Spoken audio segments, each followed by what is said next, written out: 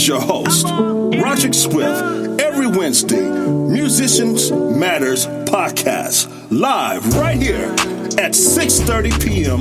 Pacific Standard Time, 9:30 p.m. Eastern Standard Time on Positive Power, 21 Christian Media, LLC. Let's go!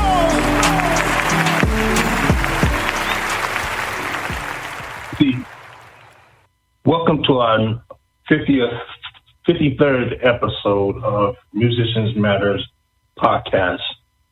We're going to have a dynamic session on tonight. We got Mr. King all the way from Chicago. Let's welcome Mr. King. What's going on?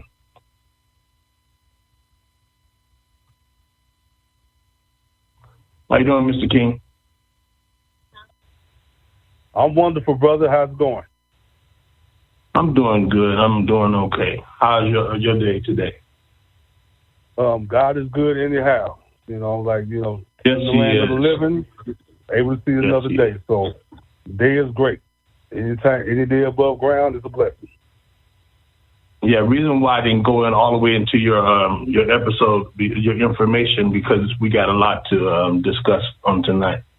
So let's get into what we got going on tonight. So my brother, okay. Mr. King, how did this all start?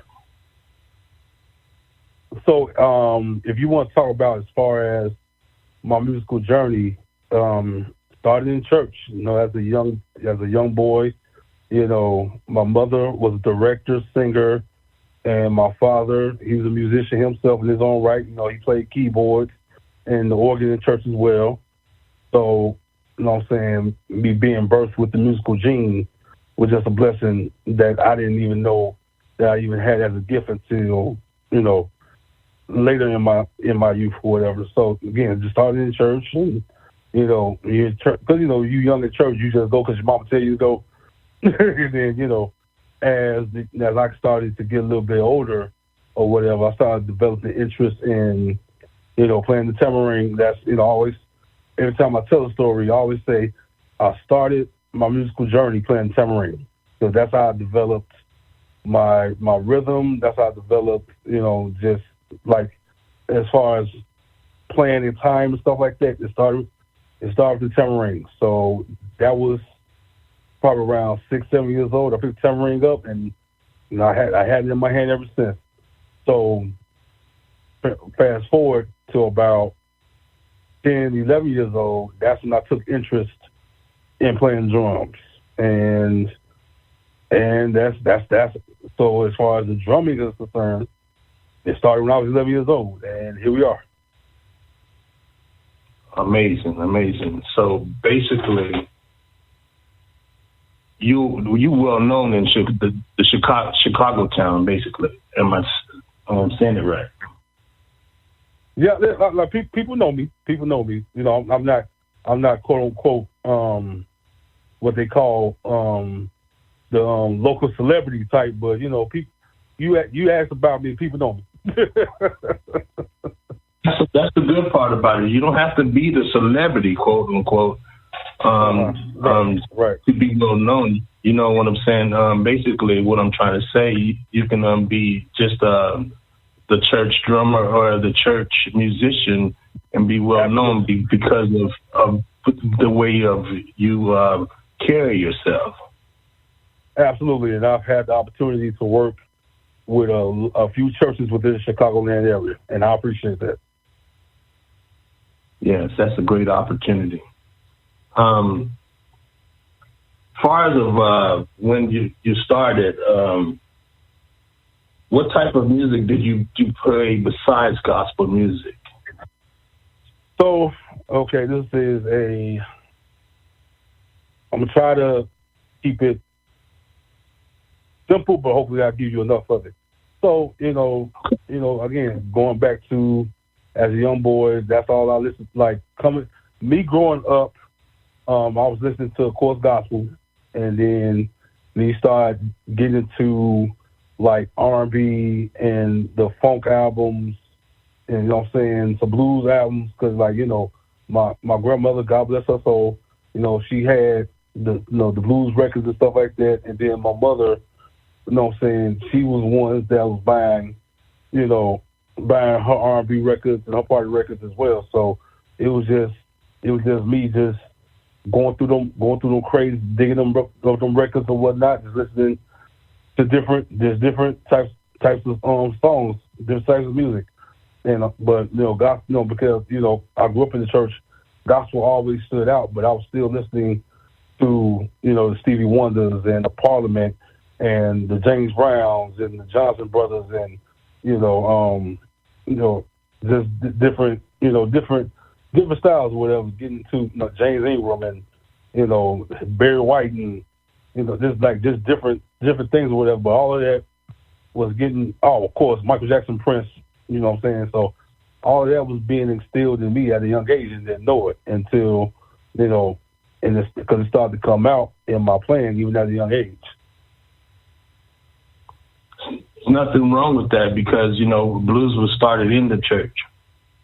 Mm-hmm. Yeah, so we carry that blues still in the church as we speak. Like say for instance, as far as you playing somebody playing the keys or playing the drums at the same time, you never know what you could hear. You could say you can hear like a minor chord or a sharp chord coming in. And basically you can exactly what that song is where it's coming from, and basically so basically it's in the church and it's rooted and grounded in the church, and absolutely it's grown in the church. Basically, that's basically what I'm saying. Mm-hmm. I like to play jazz, blues, gospel, R&B. I say, for instance, in different types of songs, I can play some type of rudiments or some type of rudiments from different types of songs. People, if they listen to or know my craft or know my style, they can tell where I got the song from. That's basically what I'm saying. Absolutely. Yeah, so how do you feel about that? Well, it's just,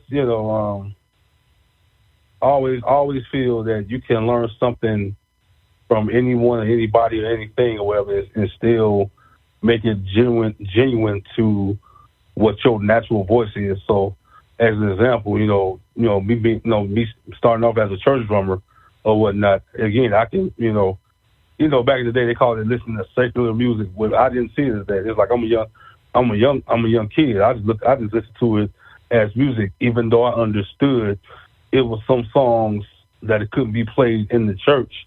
I understood that the soul of it was still there, even though the lyrical content was different. So again, there was a lot of things that I probably picked up listening to a Stevie Wonder joint, you know what I'm saying, or I'll say a Chaka Khan or Patti LaBelle or whatever, and it's like, sometimes things are getting instilled within you that comes out in your playing. You really don't recognize it until the aftermath of it. Like, oh, wow, I did that lick. I heard that one from, such and such or whatever. So I think it's just when you're naturally just in tune with just music in general, it just adds another whole dimension to you, especially when it's pertains to your playing, opposed to playing, because especially me coming up, how drums were played back then in the church is way different from how drums are played now in the church. So it's like it's just certain things you just pick up even then, but it was still authentic to how drum playing was back then. Yeah, you're right about that. The cats these days, right now, they are what I call are beats. What I mean by that, they know exactly their craft. They know what they're doing. They know how to do it. They know when to pick up, put a certain rudiment in, when to take it out. Like, say, for instance, I had that experience on last night. I'm playing for church last night. It was an experience of a lifetime. I had to basically go into the church. That was my first time going to that church. And thanks to God that he gave me the opportunity and the gift to know my craft, to know music. I can pick up anything. You know, basically what I'm saying. So say, for instance, all I had to do was put in my in-ear and listen to the click track and go by the click track, and I was basically on the point, basically. So no rehearsal. Basically, I listened to the song from last night.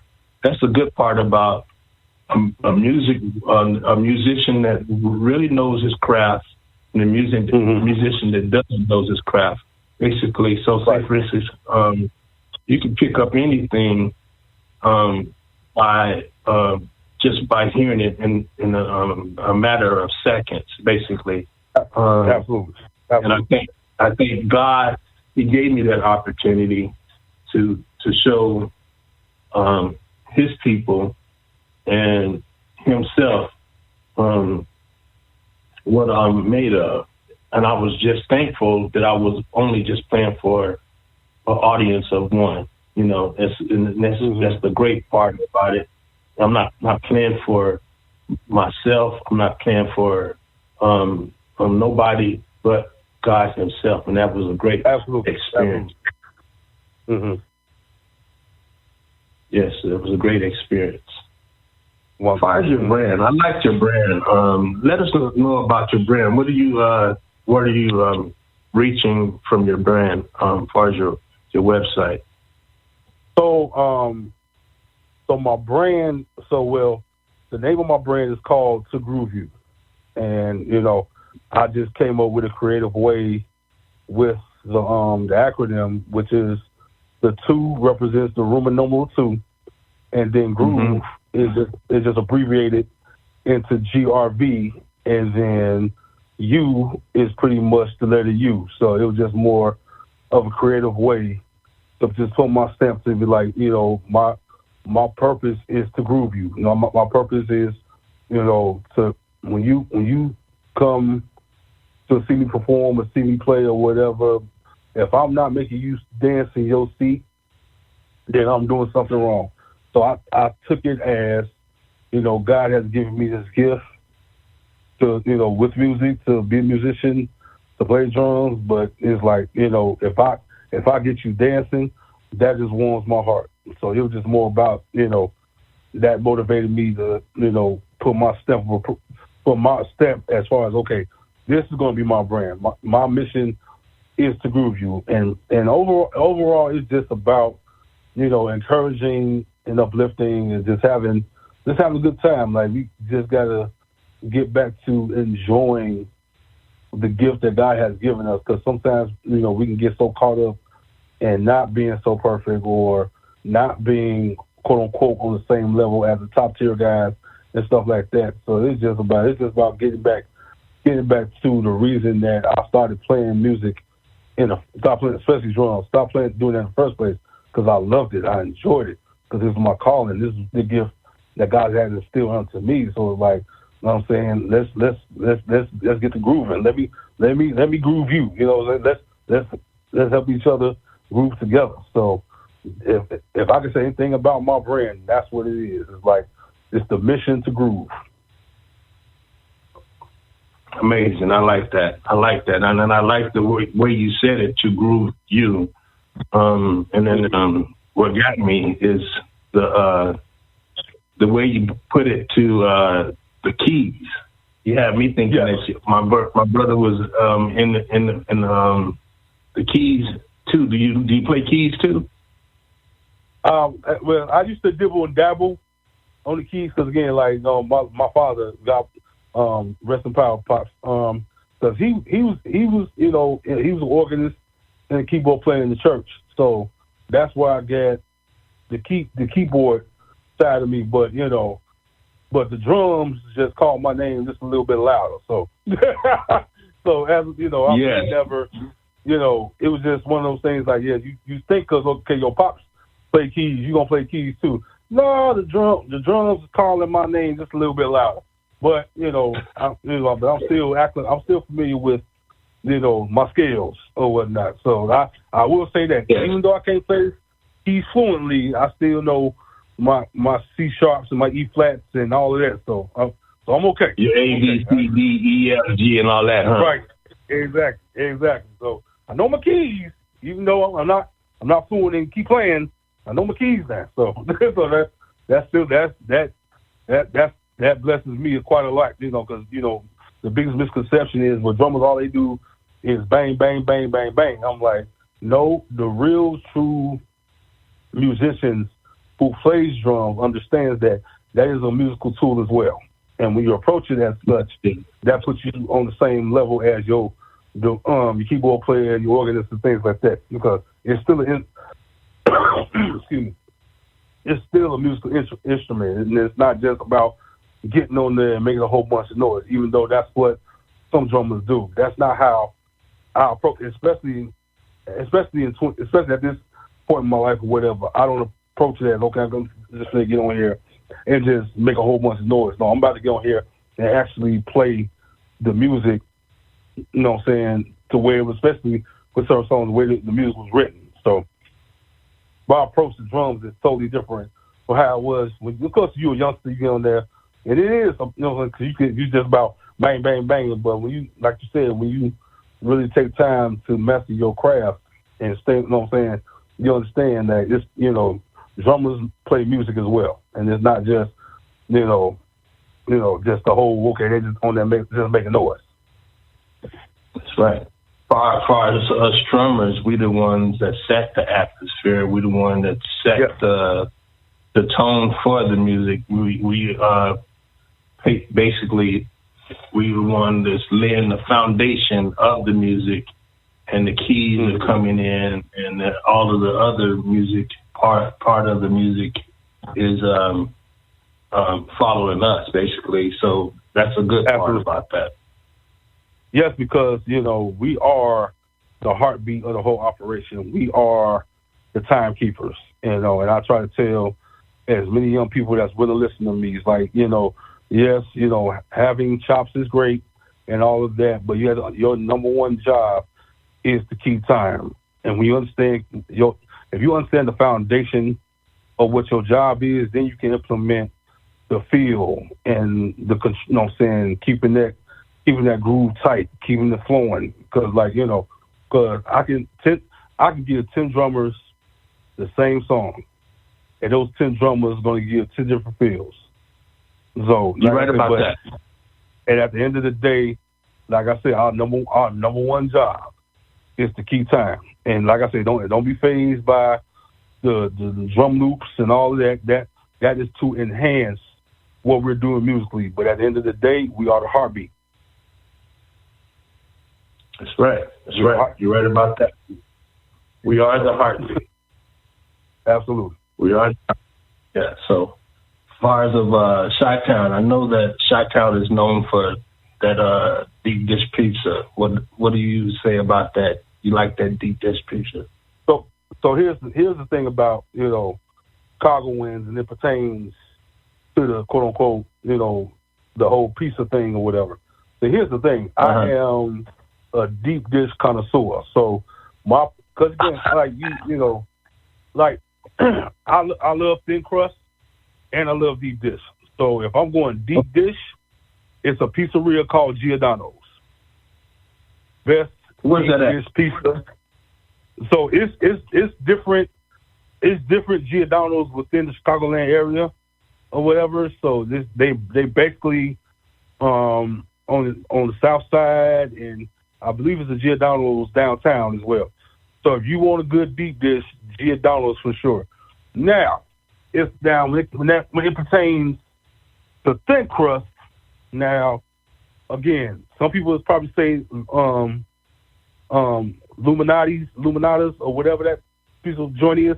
Right. Not me necessarily. Like, you know, for thin crust, it is Italian Fiesta Pizzeria, hands down. Italian Fiesta Pizzeria for your thin crust. You cannot go wrong. So those are my personal picks. So just to throw in some honorable mentions, you have your Home Run In Pizza, you have your Geno's East, you have your Beggars, and if I'm missing, and I'm probably missing some, but that's okay.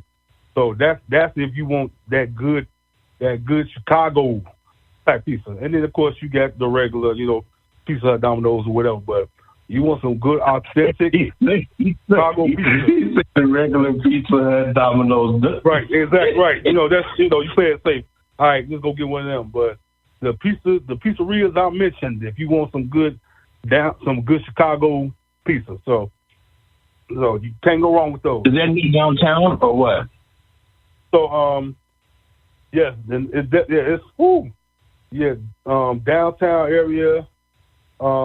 It's I think it's the Geno's East up north. I believe it's the Giordano's downtown. I think I said Beggars as well. Beggars Pizza is more on the south side Chicago. So yeah, it's, you know, it depends on what side of town that you're on. That can pretty much guide you to what pizzeria to go to. Home Run In is, I believe that's the west side, but I could be wrong. But I know it's a Home Run In on the south side as well. So it depends on what side of the town you're on. That, you know what I'm saying, that pretty much guides you to the right pizzeria for that good old authentic Chicago type pizza or whatever. Awesome.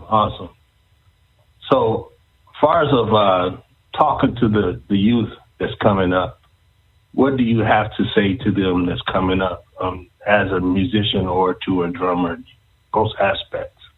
Well, the first thing is enjoy what you're doing. Remember why you're playing drums in the first place, you know, and continue to embrace it and have fun. Have fun. You know, there's going to be some days you're going to play your heart out. There's going to be some days not going to be too sweet, but that's okay. Continue to enjoy doing what you love. That's the first thing. Second thing is, you know, drums not going nowhere. So, like I said, definitely focus on your education. You know what I'm saying? Do good on your schoolwork. Listen to your parents. You know what I'm saying? So they say clean up or take the garbage out, etc. Do that because you got to understand something. Until you turn 18, you got to abide by their rules. And the fact that you are playing drums at this point, yes, it's a God-given. God bless you with that. But understand something. It's a privilege. So you got to do what you got to do to maintain that privilege so you can, you know, exercise and, you know what I'm saying, exercise that gift that God has given you. So that's that thing. And number three is that as far as what it pertains to the youth, is that you know, don't get so caught up in the cool kids club, because everybody that claims that you're a homie might have ulterior motives.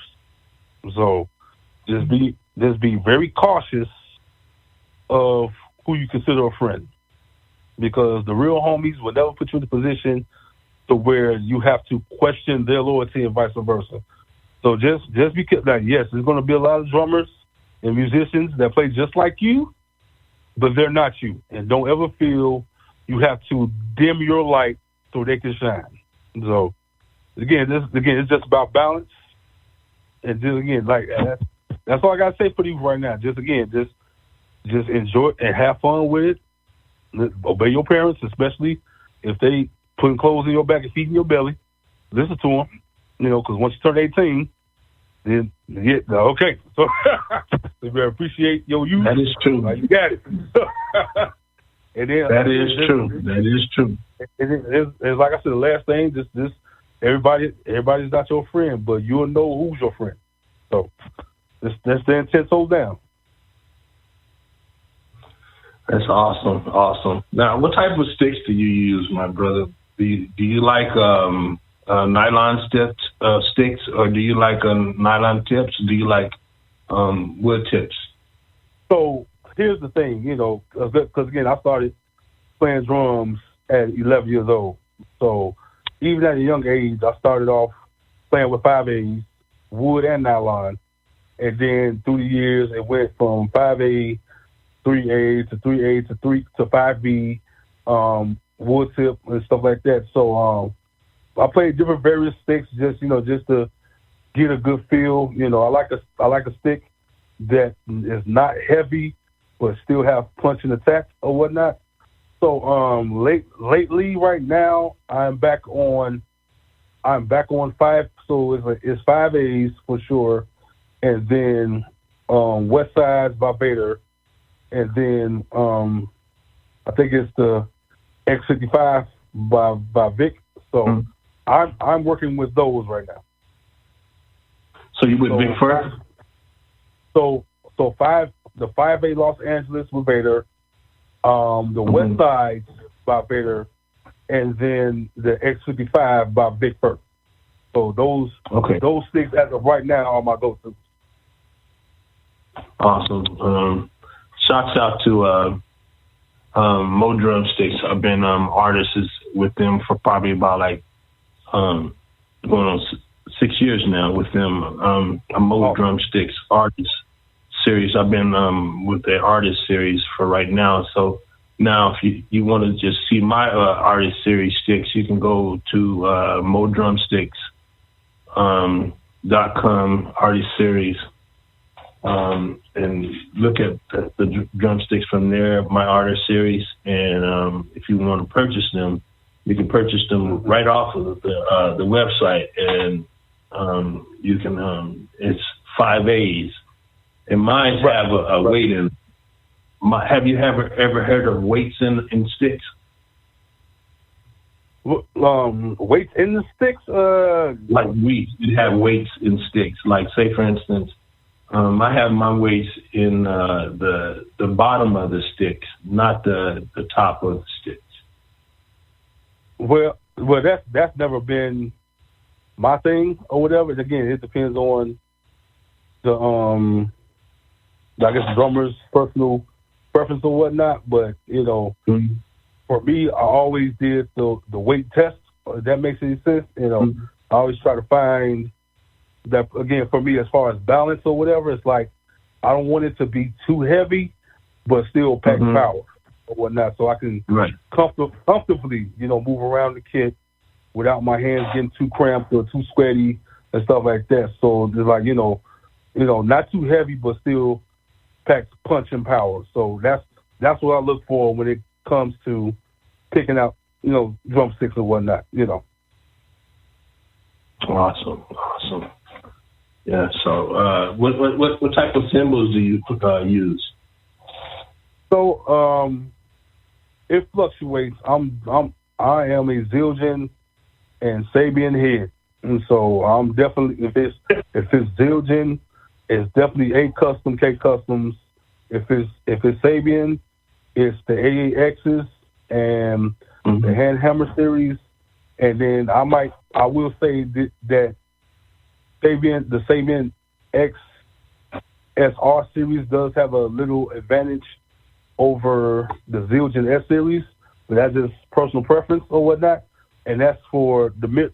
So for the mid-range cymbals, definitely the Sabian X, the XSR for the mid-range stuff, because I know different drummers, different budgets, and stuff like that. So I played Paiste or whatever, and again, it's like, you know, Paiste definitely has some. I like their crashes. They got some good crashes or whatnot. So, but other than that, those are Zildjian and Sabian and Paiste as a third go-to. Okay, awesome. Do you have any endorsements, bro? So I was endorsed by Hammer Custom Drums like a while ago. So like I said, I got my first endorsement then. That was back in, I want to say 2015. So I was with that company for a good year. And again, up and coming company. You know what I'm saying? Like, good quality drums. Good quality drums. I had a custom snare made by Hammer Custom Drums back then. So that was that. I had that endorsement. But moving forward, because right now, moving into 2024, I guess the term is going back outside. So right. I have some future projects that's on the horizon. So definitely going into next year, because I'm going to be quote unquote working. I'll be in a position to, what I'm saying, quote, in a political term, scouting, observing. Okay. Okay. What company will fit my best interest? Right. So that's my mission going into 2024. So that means you must be going to NAMM 2024 then, huh? If it's in the cards, I will be there. Yeah, I think it's going to be January. I think it's January 2024. Okay, I would definitely pin that. Absolutely. Yeah, look it up. It's going to be in Anaheim. Have you ever been to one of the NAMMs? Well, I'm gonna be quite honest with you. I was supposed to go. Well, the thing about it, and I always take this back to pre-pandemic. 2020 was the year that was going to be. It was going to be awesome because I had so many gigs lined up, so many opportunities lined up, and because even though I missed the winter NAMM that year, I was definitely set to go to the summer NAMM or something like that. I was set to go to that one, and lo and behold, the pandemic came, and I caught COVID, and that kind of put a wrench in the whole plan. So, so it's just from then to now, just about, because a lot of things happened because of the pandemic. So it's just at this point, I did a lot of regrouping, a lot of refocusing, and things like that. So, like I say, going in, and it took me a while. So we're talking about 3 years since the pandemic or whatnot. So going into 2024, I can get back to how things used to be as far as me working and being outside. So awesome. It makes a lot of sense. That's amazing. So and God bless the musicians that were still able to work during the pandemic, and then some musicians, not so lucky. And I was one of them because I caught COVID, and it was a certain point in my life, I was almost out of here. And it's like that year was difficult. I caught COVID and I almost passed on, and then a week later my mother caught it, and by the grace of God she survived it. So it was just a lot of, and shout out to my sister for being there for both me and my mom during that time.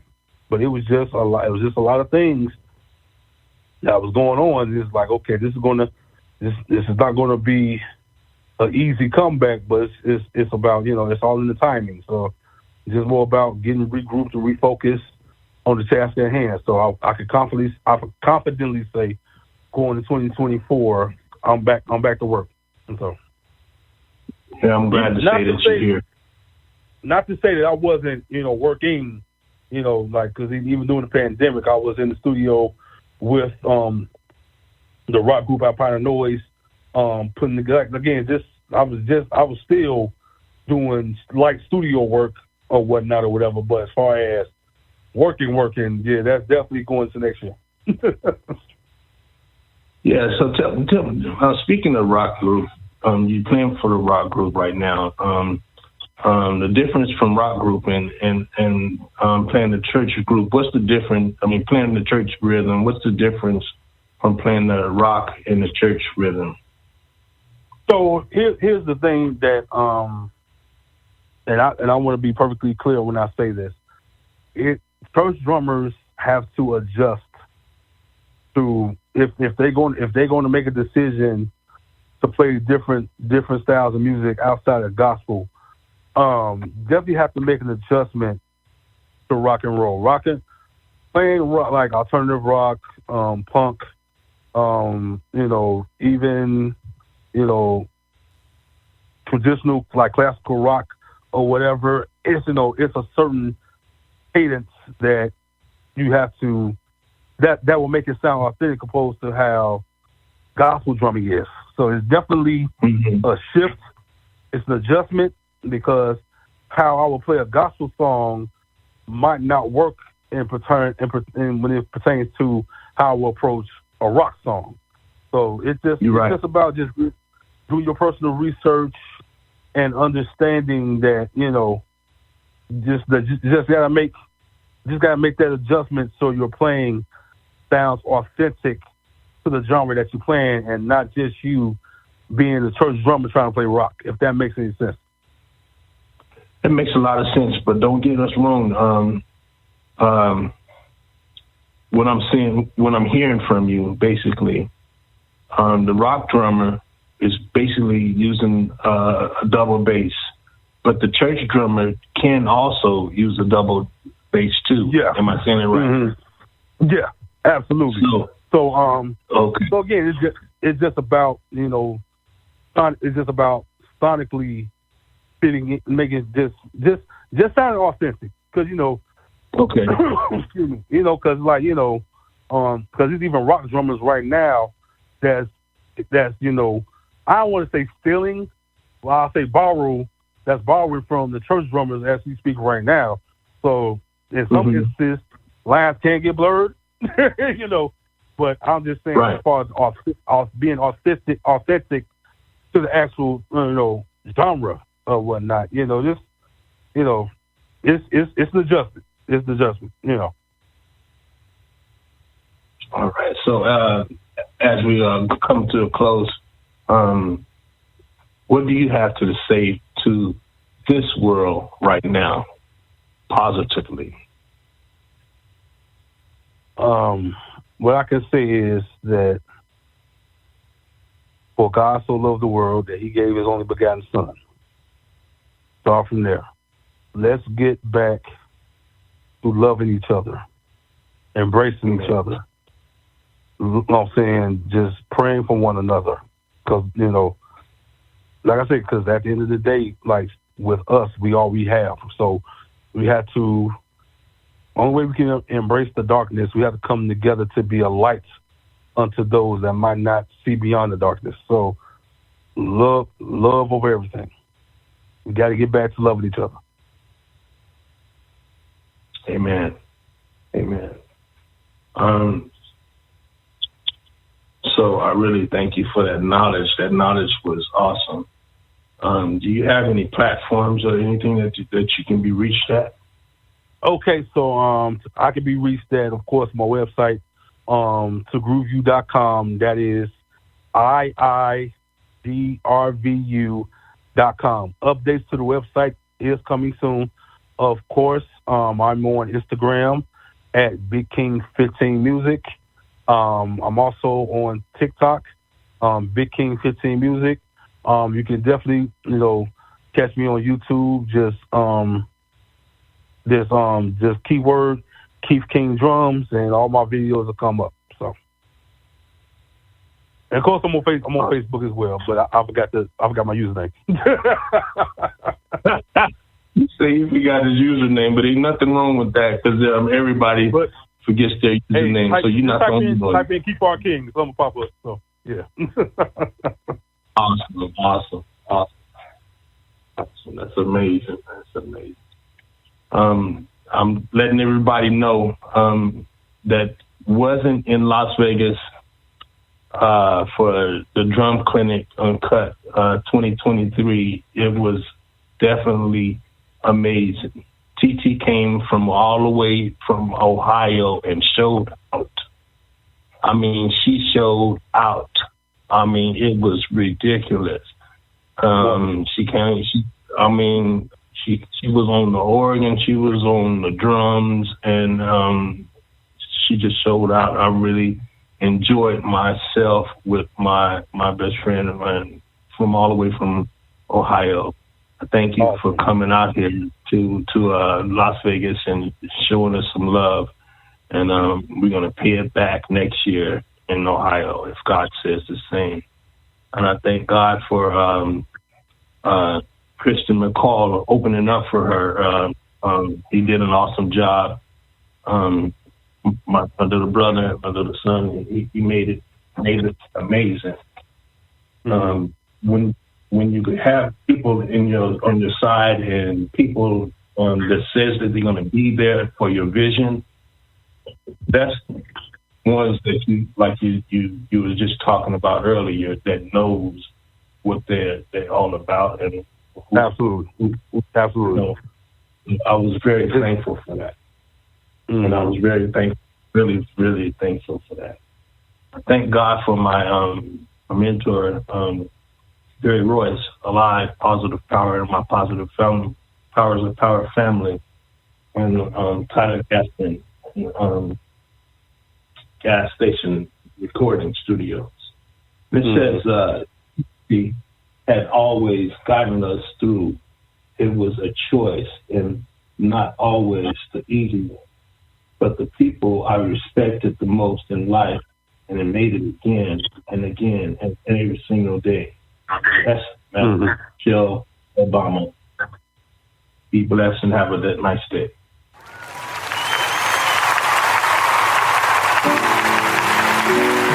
Join me as your host, Roderick Swift, every Wednesday, Musicians Matters Podcast, live right here at 6:30 p.m. Pacific Standard Time, 9:30 p.m. Eastern Standard Time on Positive Power, 21 Christian Media, LLC. Let's go! You're listening to Jerry Royce Live Worldwide Podcast.